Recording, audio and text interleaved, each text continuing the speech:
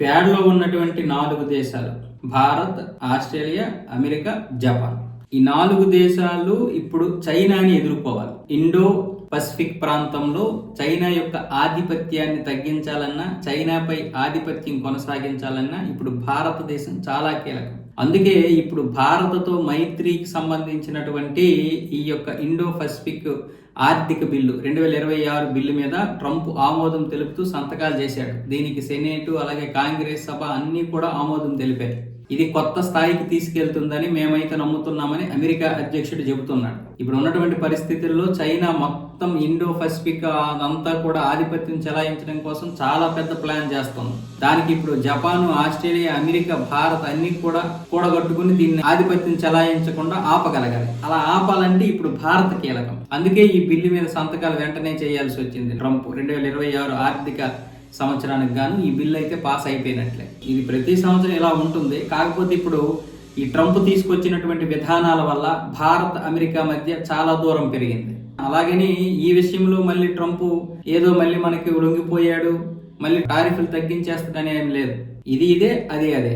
అయితే ఇక్కడ ఈ యొక్క బిల్లు మీద సంతకం చేయడానికి ప్రధానంగా ఏంటంటే ఇప్పుడు సైనిక సంపత్తిని అంటే రక్షణ వ్యవస్థని బాగా బలపరచుకోవడానికి ఇది ఉపయోగపడుతుంది. ఈ 4 దేశాలు రక్షణ వ్యవస్థలు ఇప్పుడు ముఖ్యంగా ఇప్పుడు అమెరికా దీని మీద పెట్టుబడి పెట్టి ఇక్కడ రక్షణ వ్యవస్థని బలోపేతం చేయాలి.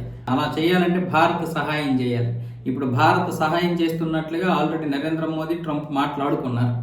ఆ విషయంలో ఇప్పుడు అమెరికా కొంత ఫండ్ని అయితే విడుదల చేసి వెంటనే ఇక్కడ రక్షణ వ్యవస్థను అయితే ఏర్పాటు చేస్తుంది. అలా అయితేనే చైనాని కట్టడి చేయగలం. చైనా కూడా ఈ మధ్య దూకుడు పెంచింది. మొత్తం ఇండో పసిఫిక్ అంతా తనదే అన్నట్లుగా. అంటే ఈ అంతర్జాతీయ సమాజం ప్రకారం తీర ప్రాంతం నుంచి 22 కిలోమీటర్ల వరకు మాత్రమే ఆయా దేశాలకు చెందినటువంటి సముద్రం అవుతుంది. ఆ తర్వాత అది అంతర్జాతీయంగా ఎవరైనా ఉపయోగించుకోవచ్చు, ఎవరైనా వాడుకోవచ్చు అన్న విధంగా వీళ్ళు కొత్త చట్టం పెట్టారు కదా అంతర్జాతీయ సమాజం.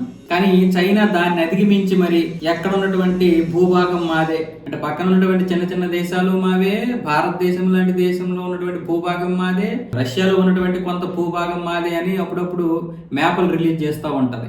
ఇవి కాకుండా ఇప్పుడు సముద్రం మీద కూడా పూర్తిగా దోపిడీ చేయాలని చూస్తుంది. అంటే ఎక్కడికక్కడ ప్రపంచం మీద ఆధిపత్యం కోసం ప్రయత్నాలు చేస్తుంది. రేపు అన్ని దేశాలు దీని కబంధ హస్తాల్లో చిక్కుకోవాలని. అందుకే కదా ఇప్పుడు ఆఫ్రికా దేశాల్లో కూడా ఒక పెద్ద కారిడార్ నిర్మించి అక్కడ చాలా మందికి అప్పులు ఇచ్చేసి వాళ్ళందరినీ ఇప్పుడు శ్రీలంక, పాకిస్తాన్ ఏ విధంగా అయితే తన కబంధ హస్తాల్లో చిక్కుకున్నాయో అదే విధంగా నేపాల్ కూడా దాని మాయలో పడిపోయింది. ఈరోజు ఏమైంది?